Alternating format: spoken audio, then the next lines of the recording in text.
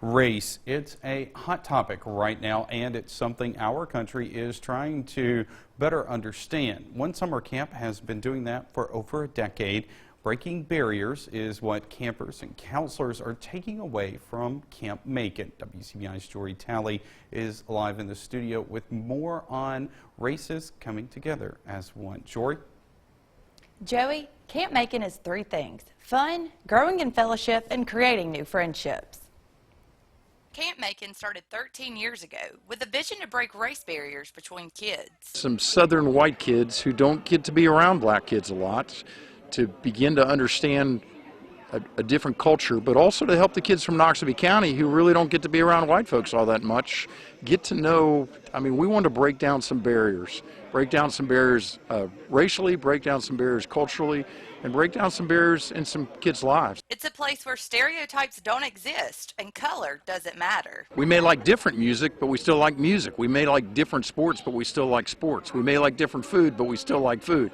And to discover the commonalities and to get out of the stereotypes that we have, which is killing us in our culture and our country. Camp Macon's head coach Bill Rife says learning to listen to each other is a giant part in growing together. We're in a culture that we don't mind telling people what we think and what we believe. We just don't listen to anybody else.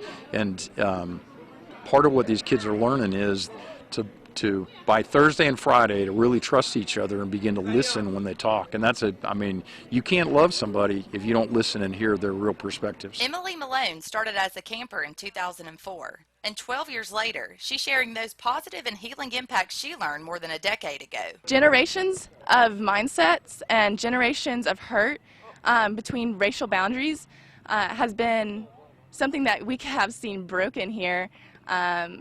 And the Lord has done great work in the hearts of people that's breaking history, breaking just generational mindset that maybe people have grown up hearing. Learning the value of life is why fourth-year camper Dathan Coleman plans on coming back to the camp every summer that he can. When I first started coming, I just, well, it took a while, but then I started to fit right in.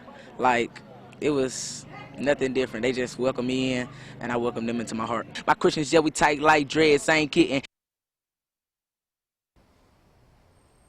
The camp is free for the week, and buses transport campers from across Noxubee County each day. Almost 100 student missionaries from across the Southeast come to help out with the camp. Joey?